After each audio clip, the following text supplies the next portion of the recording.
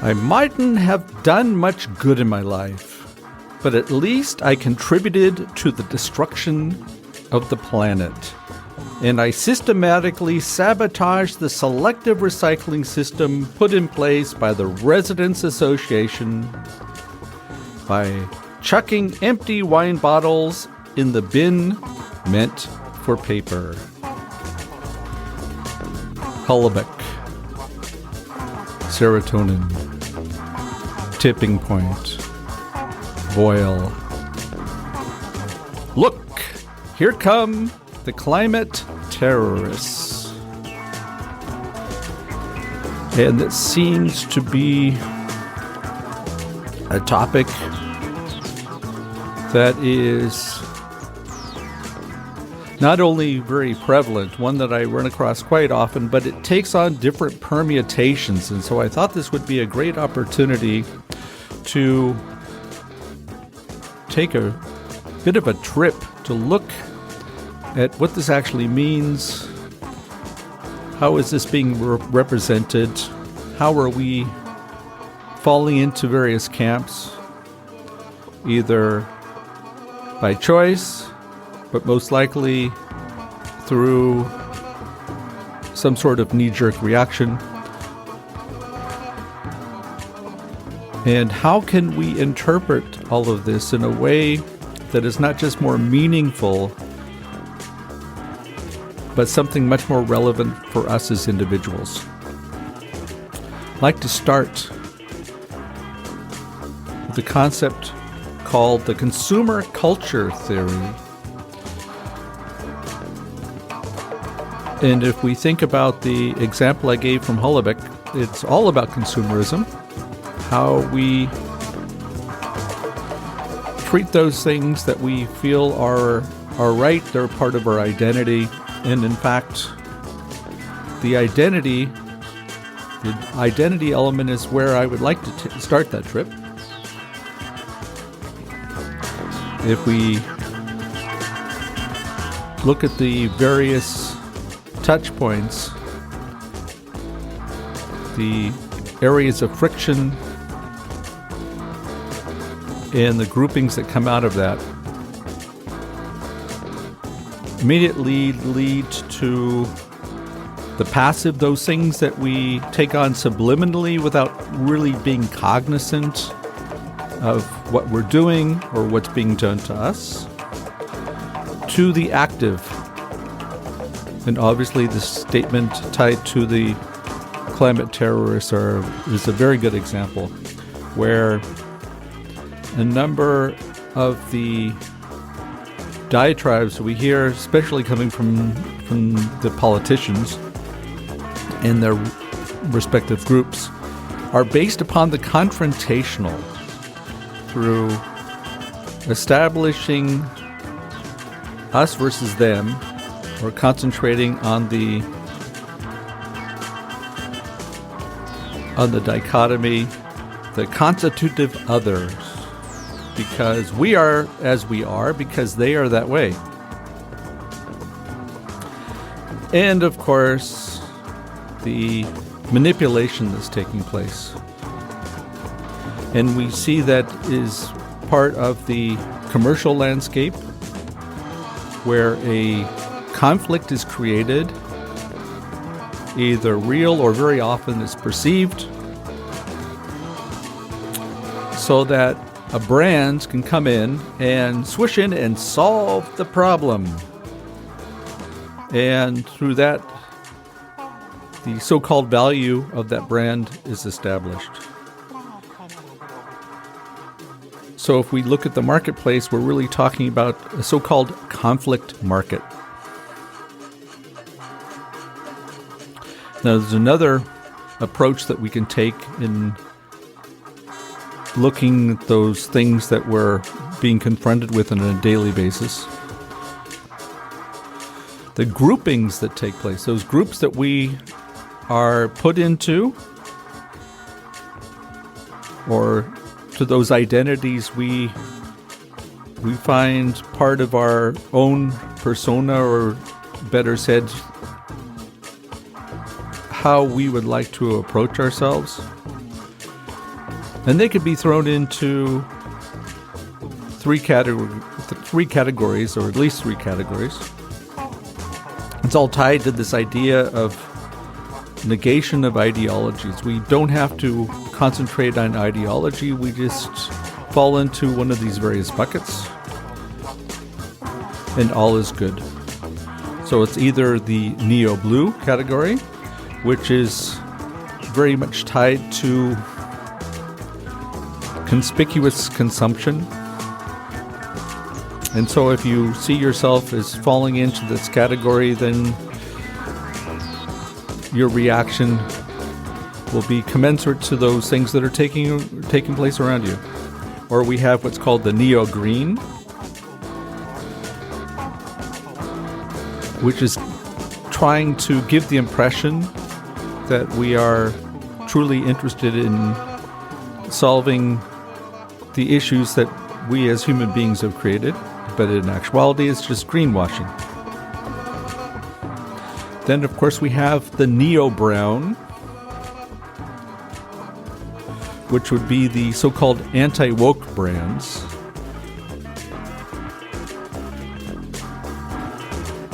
Again, the constitutive other. They are woke, so we are not woke.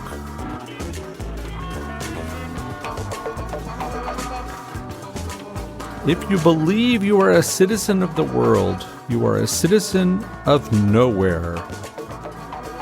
Many feel the strongest sense of solidarity with those who share their history, language, and common culture. That one came from Theresa May after she gained power after Brexit in 2016. And if you think about that statement from Theresa May, where it was again a great example of the constitutive other, either you belong to us, or because you do not belong to us, our identity is based on that.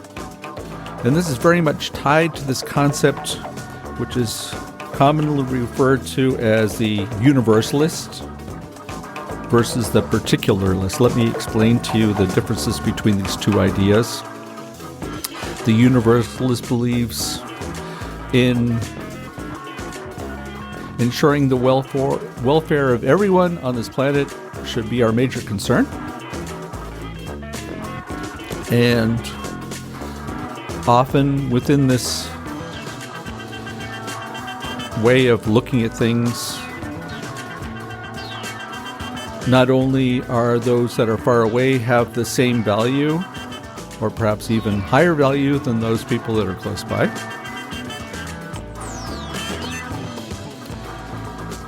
but there's a certain desensitization that's taking place. We become desensitized to those things that are to be found within our proximity because we are looking at things on a very much more global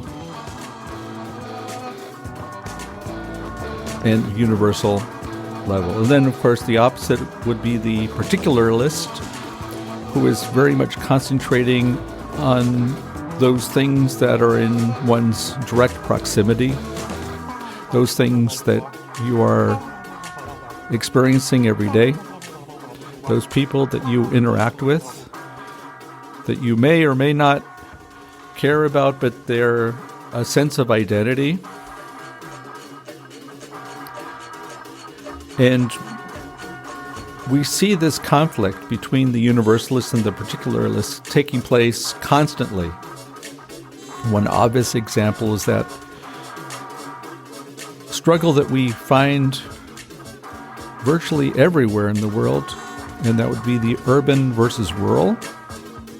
Whereas within the urban, there's a certain desensitization that's taking place, that we become desensitized to those people that are in our close proximity because it allows us to create distance. That not everybody needs to know what we're doing, that we can live next to each other, but in complete alienation.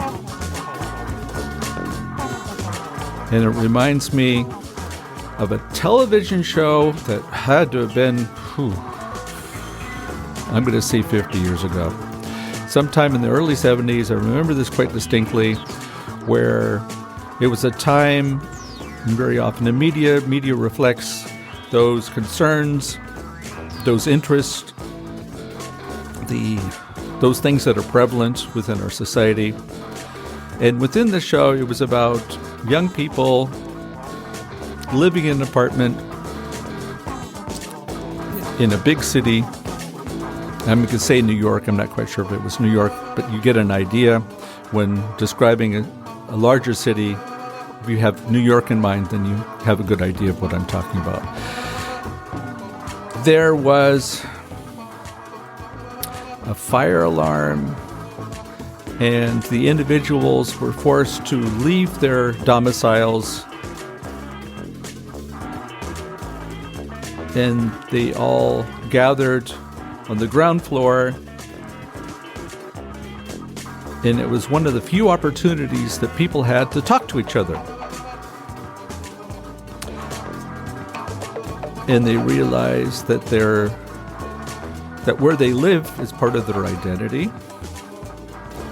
And they lamented that there were people close by that they had no idea who they were. And they felt that they should do something about it. So they made a special effort to get to know their neighbors.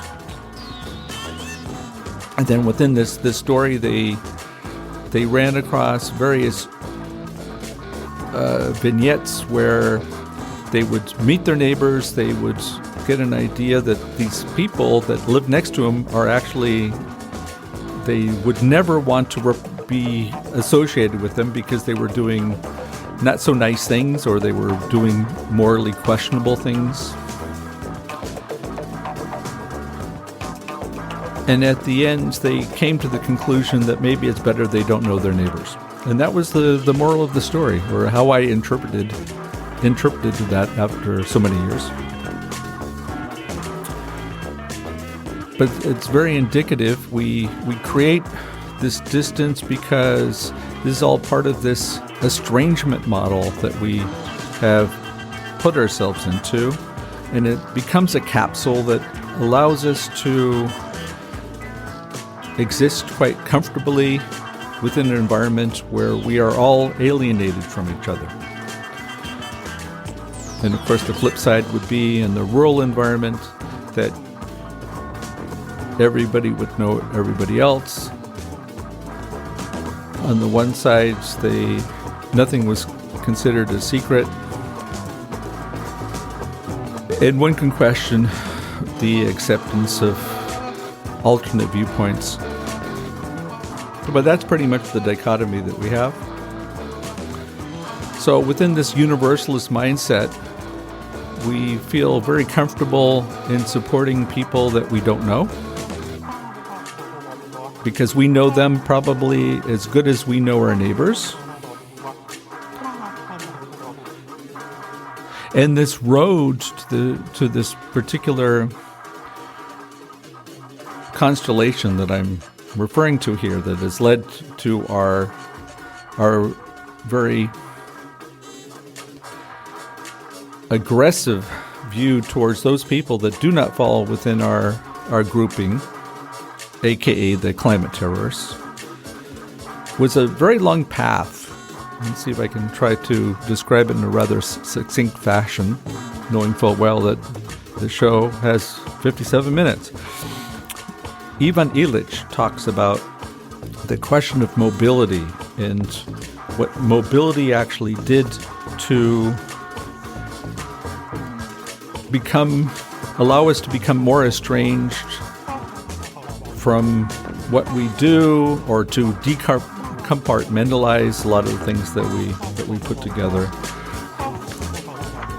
And he describes it as such. From transportation studies, we get statistics on the cost of time per mile, on the value of time measured in dollars, or in length of trips. But these statistics tell us nothing about the hidden cost of transportation, about how traffic nibbles away at lifetime, about how vehicles devour space, about the multiplication of indirectly preparing for locomotion. Further, there is no available measure of even more deeply buried costs of transport, such as the higher rent to live in areas convenient to the flow of traffic, or the cost of protecting those areas from noise, pollution, and danger to life and limb that vehicles create. And I thought it was quite interesting thinking about this. If we follow the general concept of mobility and the separation between where you live and where you work, which was a direct result of that of what was to be found within the Industrial Revolution, that we have continued on this path. And so those individuals who have the financial wherewithal do not have to travel these great distances. Although if we think about those people within our society who are really doing the work that we don't really care for, that most of these people are traveling huge distances. And this is nothing new. If we think about the situation here in Austria, remember first coming here a long time ago and meeting people who would travel hours on end to get to Vienna to perform whatever work they were doing. And that would mean they would travel hours to get here and they would travel hours to get back because there was no work to be found in that area where they came from. And so they were left with no other recourse but to make that trip every day. We saw this within the pandemic, that those individuals who were in a higher social sphere, they were the ones who ended up with home offices, whereas those who were probably making that trek every single day, well, they were doing the work that was certainly not looked upon in the same esteem, but we know about the risks that they all went through regardless. So there we can see a clear correlation between the distance traveled to go from home to work, the value of those types of jobs, and following that of what Illich was talking about, the degradation of quality of life. And so staying on that stream, we can clearly see that values can be interpreted as being luxury goods. So what do I actually mean by that? I think it has two different components that we need to look at.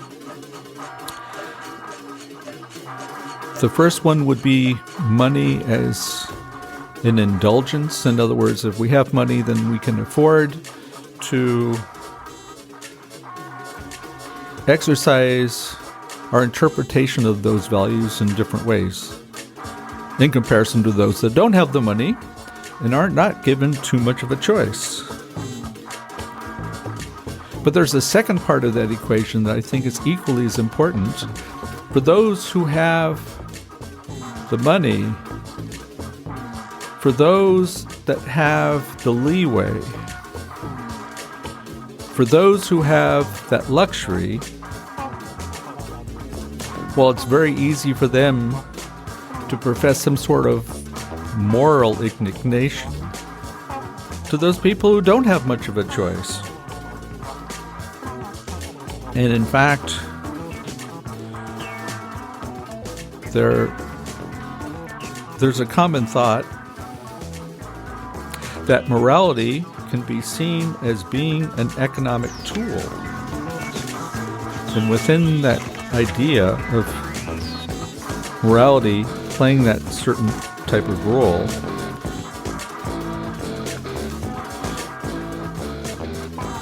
And if we look at morality as being economic in nature, well, I think the examples that I gave fall within that line. But taking that one step further, one can argue that morality is economically functional, and that the morality is such is used to incentivize certain types of behavior and perhaps some sort of cooperation as a means by which we get past our conflict. So instead of dealing with the conflict per se, money is used to negate the conflict or to pretend it's not there. And this is a real struggle that we have. And you might be thinking, so what does this have to do with climate terrorism? Well, within that framework, we think about who are the individuals who are making this claim about climate terrorism. It's quite interesting. I was outside of Vienna yesterday, and I was talking to an individual who spends a lot of time talking to people outside of the urban area about these subjects specifically tied to climate initiatives. And this person was telling me how she is bombarded every time she goes to the countryside about the subject of climate terrorists. She hears upon end about the initiatives to be found from Fridays for Future or from the Lost Generation, where they feel that it's quite easy for those individuals who are able to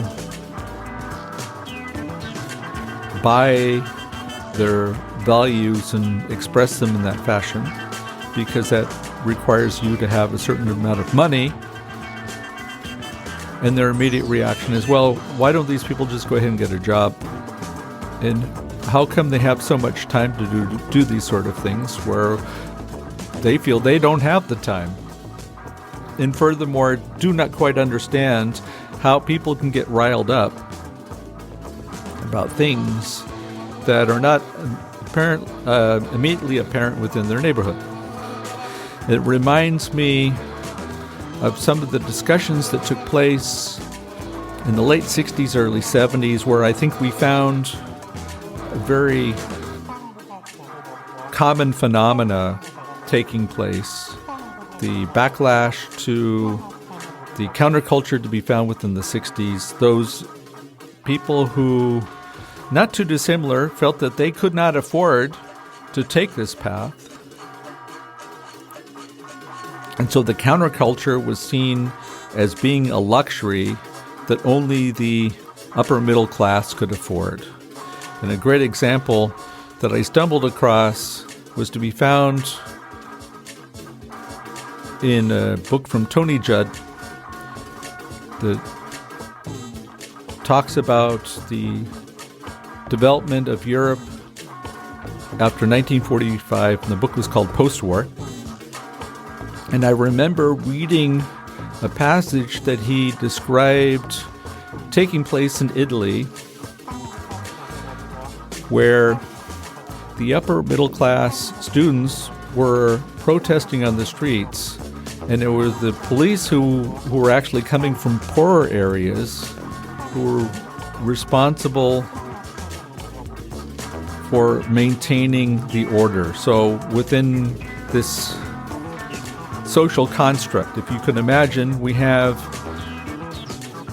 the students of those families who are the movers and shakers in society going out on the street, and the ones that were required to maintain the peace were the ones that had no real other opportunity, certainly not where they were at home, going back to Illich's description about mobility and those law enforcement were traveling very far distances because they could never afford to live in the city.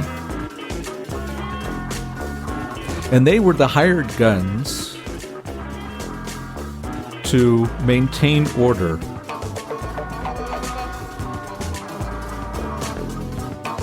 Yeah. And I think that scenario is to be found within this description of climate terrorism. And again, we think that by paying people off to maintain the pseudo order and to hold them responsible for those things that are actually being initiated somewhere else, this is how we keep the peace. But in actuality, it just kicks the can down the road, doesn't it? Another way of looking at the subject is tied to this concept titled the Moral Foundations Theory. Also closely aligned with the Universalist versus Particularist approach.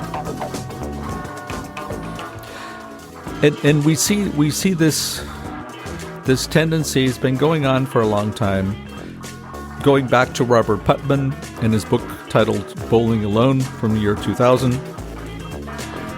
where Putnam talks about instead of people getting involved in their own community and donating their time to different activities, that it's much easier to pay money to support the individual causes that may or may not be tied to your community. And with that money becomes the means of estrangement. And we see what's actually taking place. We have NGOs that have sprung up that where a fair amount of their budget is going towards financing. And the pressure of coming up with more and more finance becomes larger and larger. I know this from personal experiences that I've been going through over the years, where you feel that you have a moral obligation to support different groups because my time is limited. I don't have the opportunity to donate as much time as I would like to towards these causes. And so a way of alleviating our guilt is to give earmark a certain part of our salary every month towards these groups so that we will have that warm, fuzzy feeling that we're doing something right. And I'm talking about myself here. I'm not pointing the finger at anybody else. I'm talking from personal experience. But what I've noticed is that this has become more and more intense. I remember meeting a gentleman, really interesting gentleman, it's over 30 years ago now, who was donating 10% of his income towards various causes. Primarily, he was focusing on India, and then after a point in time, he decided that this is completely counterproductive. And then he went cold turkey, stopped completely. But we see within this idea of donations that are we really donating to those groups that we know? Or are we donating to groups that we don't know? Or within this universalist viewpoint that we have that warm, fuzzy feeling again because we've done our part. And we've given it the office, right? But instead of actually investing in our own community, then we start questioning, so do they really need it? Do they need it as much as people in other areas? Not that we have a way of actually judging that one way or the other. And please don't get me wrong. I am not justifying anything that's taking place outside of our environment, quite the opposite. But we expect ourselves to make these moral judgments, and they are the basis of our actions, which actually mean that it's just kicking the moral can down the road. Yes, down the road. You are listening to Radio Tipping Point. Mike Boyle's my name, and our show today is titled, Look, Here Come the Climate Terrorists. And so the objective of the show is to focus on those things that actually trigger this type of viewpoint, this type of reaction, this type of aggression.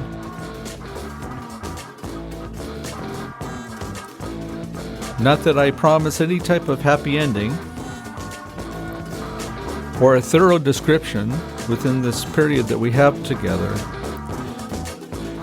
But one of my goals is to perhaps raise some sort of awareness that those things that we're talking about have different aspects that we need to take into consideration.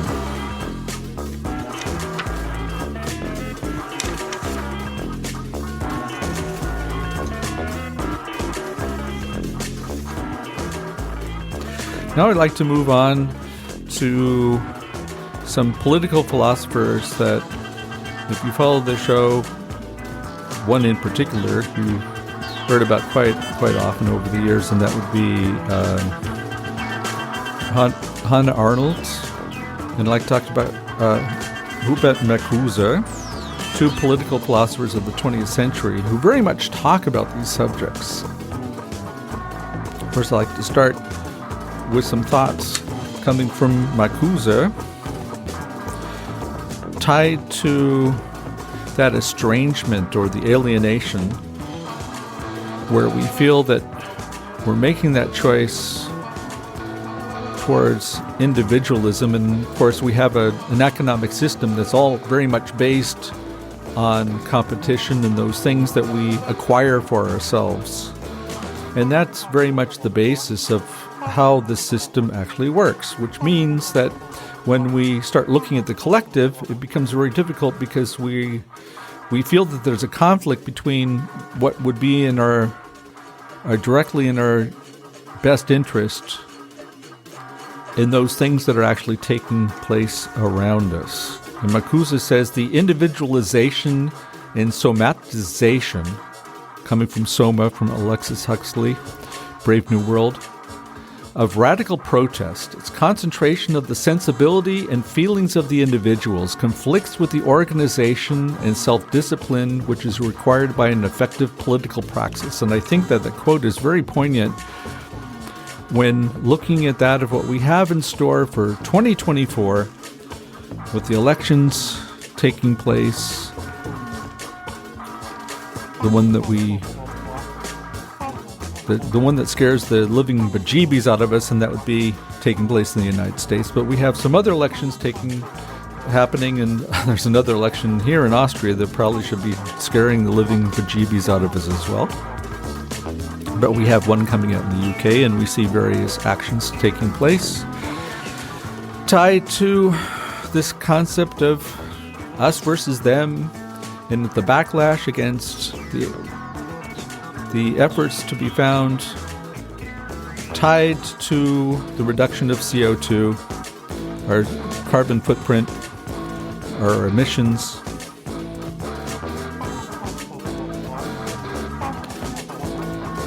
And within this idea of conspicuous consumption, where identity comes to along the adage, I consume, therefore I am.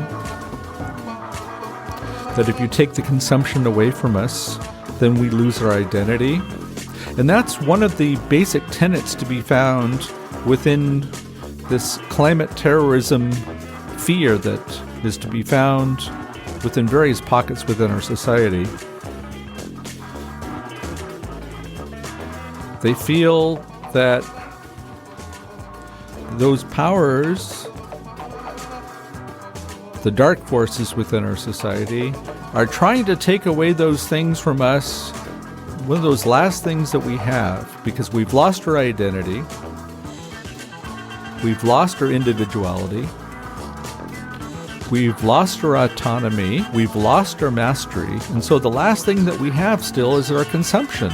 So if you're going to take our consumption away from us, then we're left with absolutely nothing, which of course doesn't address the root cause of any of these problems. We all know that. We know that the root cause is not being addressed, but nevertheless, it's an easy narrative for those powers, political powers primarily, who are interested in obfuscation, in confusing the populace and using the constitutive other. We are good because they are bad. They are bad. They are very bad. And so this narrative is played over and over again. We know too well the callousness of those actions to be found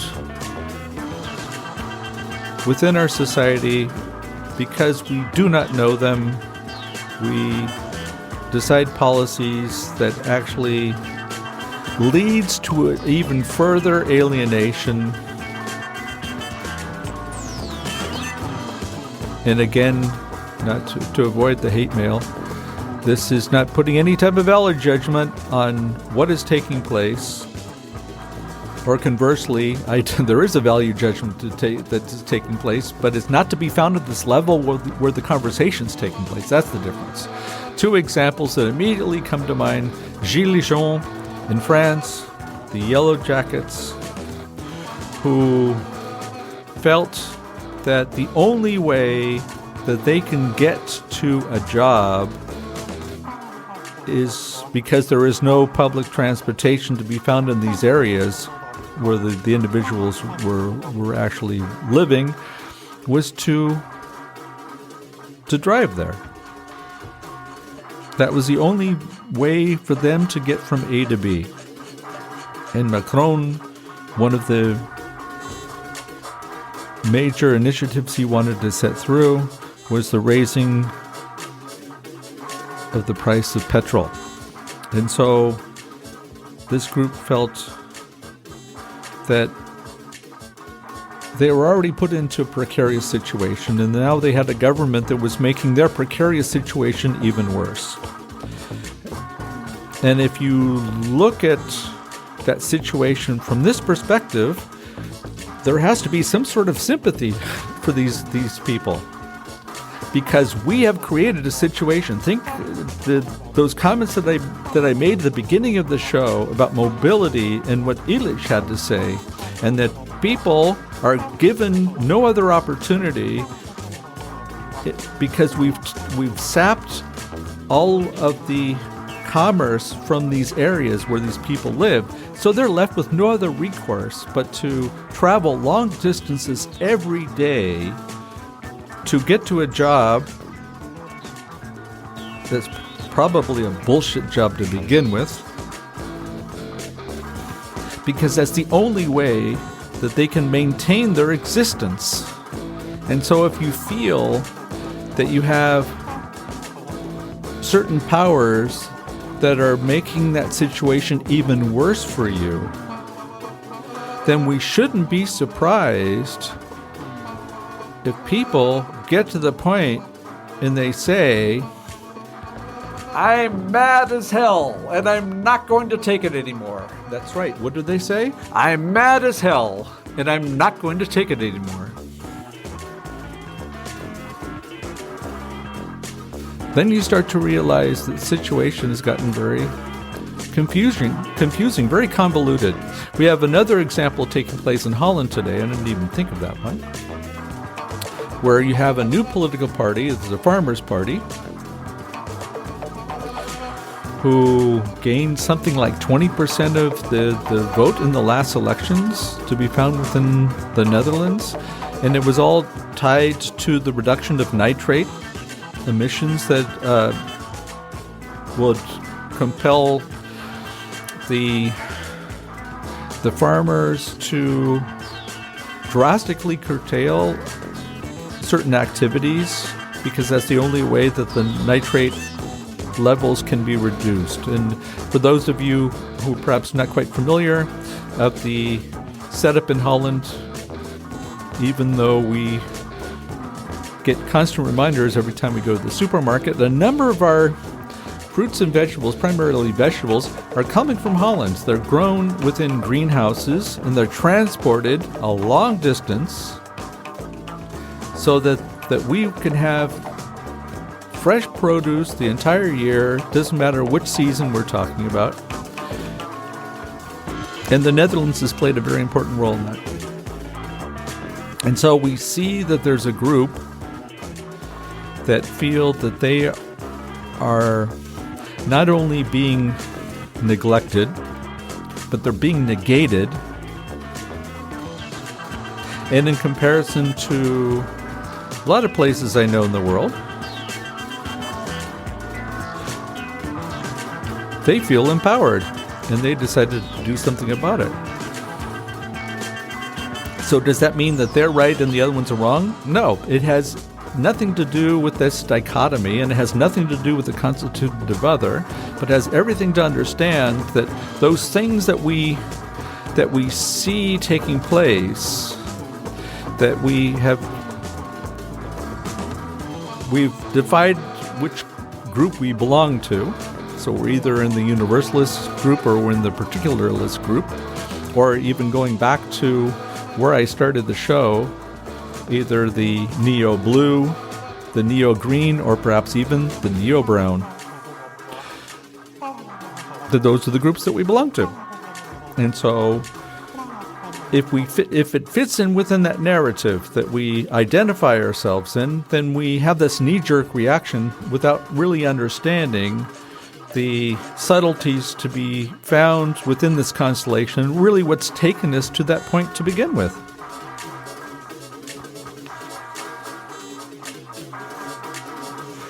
Hannah Arendt talks about the idea of how we relate to those products that we're producing, that we're purchasing, that we're consuming.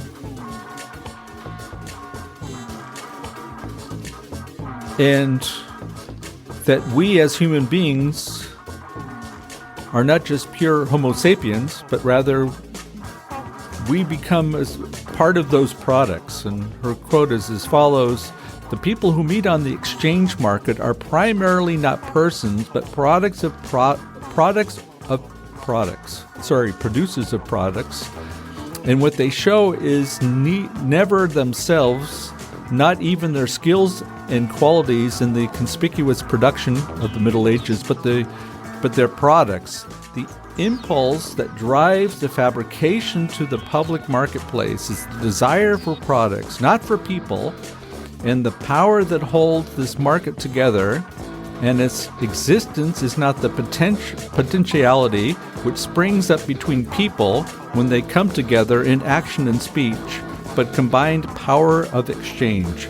And I find this quote to be quite poignant, especially when looking at those things that I've mentioned so far in the show. We see within that of what Arendt was talking about is a real estrangement, not only the estrangement from us in nature, which is obviously a common theme that to be found within the show. Not only the estrangement from us in our community, which I referred to earlier, tied to the universalist principles, but there's this estrangement from ourselves because we do not exist as individuals or as unique entities. Let's not use the word individualism as unique entities, but we're just an extension of the products that we're producing. So if indeed we negate the value of those products, or if we say that those products are the the root of evil that is causing climate change, then we shouldn't be surprised the reaction that people have, because basically we're taking away their perceived identity.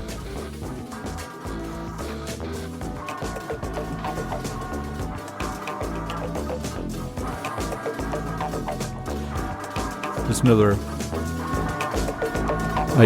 thought from Marcuse on this subject. A contradiction between capitalist productivity and nature. For its quest for higher profits and the domination of nature, capitalism inevitably destroys nature. Capitalist production manifested in an unleashing of aggressive and destructive energies which destroyed life and polluted nature. In this process, human beings are transformed into tools of labor and become instruments of destruction. But of course, we would never want to look at our existence or our reason to be as being tools of destruction. And so when we receive the message that indeed that's what's taking place, then we shouldn't be surprised that there is some sort of anger, a negation, an aggressive reaction to be found in those forces that are taking the last remnants of our, what we conceive to be our human dignity, which of course has nothing to do with human dignity, but that's our perception because that's all we have left. Arendt goes on to say that technology appears as a substitution for human action, an extension of the continued loss of the public world to the social worlds of reproduction and consumption, where the earth becomes fodder for the development of human life. And obviously, directly related to that last quote that I just gave you, we see as being the crux of our problem. So I've spent most of this time so far in the show lamenting as to our current situation, referring to the paradox that we're confronted with and the corresponding reaction to be found from people. The reaction that for those people who already feel that they've been marginalized, that they are asked to sacrifice even more for the good of all. Again, following this universalist principle. So, how can an individual actually perceive all that that's taking place? And I would say that there are a couple of different scenarios that we can follow here. The most obvious one is that people are caught within a system, one that they are not very aware of, one that they have been conditioned not to question, one that they feel is a universal truth. In other words, something that should never be questioned, something that can never be changed, something that definitely cannot be negated, because we're almost afraid of what's going to take place if indeed we start negating those things, because this house of cards will definitely fall. And I would argue that describes most of the people that are dwelling on climate terrorism. Some of them might be actually quite empowered and come to the realization that a lot of those things that we talk about, even through that sacrifice that's taking place, is not going to address the root causes of why we've ended up in this dire straits to begin with, and that is directly related to a system that can only lead us to these results. And I think this particular point is quite poignant. And in fact, if we were to spend more time understanding that our problems are systematic and not tied to any type of identity or the reaction of individuals, that will help us to get much farther along in addressing the real root causes of why we have ended up in these dire straits. I've alluded to the next scenario, which I think is probably the most direct one tied to climate terrorism, quote unquote, that there are groups within our society that feel that these types of actions are a means of suppression. In other words, that it's another way for us to keep people in check. And they feel very often that those last things that they have, the last remnants, are being taken away from them. And then there's the other one, which I think is equally as poignant. And that would be tied to this idea that the Universalists value others more than their own. So you'll always think that, well, they don't really care about us anyways. And unfortunately, in some of the examples I gave you about 15-20 minutes ago, tied to the Gilets jaunes in France and that of what was taking place in Holland, you could understand why people would come to that conclusion, wouldn't you?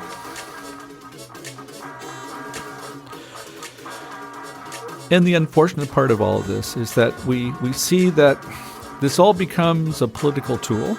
This is a political tool. These are means that are being used to not only protect certain interests on the backs of those people that really can't do much to defend themselves to begin with, but what they're doing, not too dissimilar to the example that I gave you from Tony Judd, where the upper middle class protesters in Italy were being checked by those people, those policemen that were coming from the rural areas that were given no other opportunity to come up with any type of livelihood but then to make that tremendous trek every single day. And so we use these forces to maintain the order. And so when we look at the political landscape, and unfortunately we've seen a very much a backlash over the last year and a half, I would say. There was always a backlash in the States, it didn't matter from whatever perspective you were looking at it. But I started finding this type of commentary coming out of the UK about a year ago, perhaps maybe 15 months ago, where there was a clear backlash. We've seen the pronouncements from Rishi Sunak, where they're starting to drill in the North Sea again, and a number of the pronouncements that were being made back around mid-2014, 2015, 2016, around the time of the Paris Accords, that we're seeing this rollback. They are not alone. Let's take a look at what's going on here in Austria. Isn't that the same story? And so we see that the situation's playing at different parts of the globe.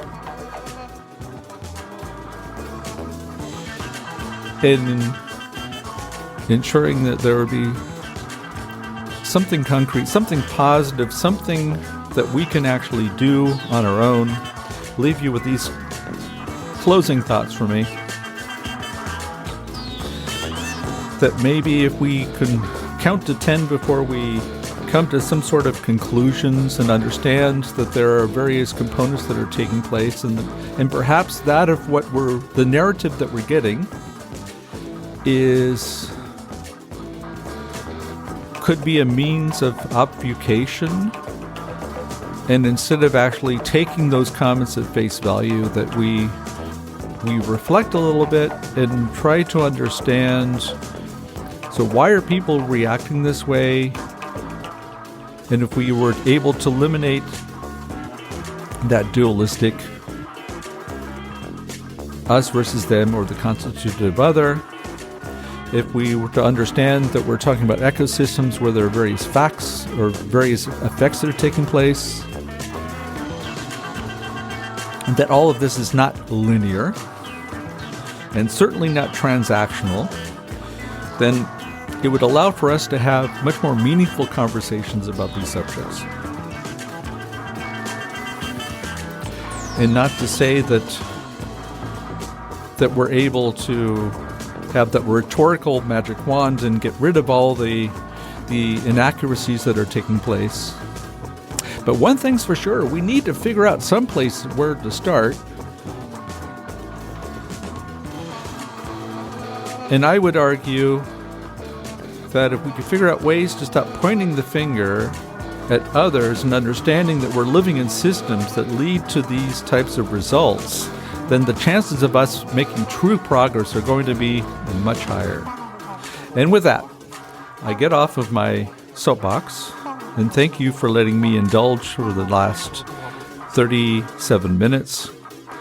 And we'll be back next week to continue on this common path that we call tipping point. Thank you.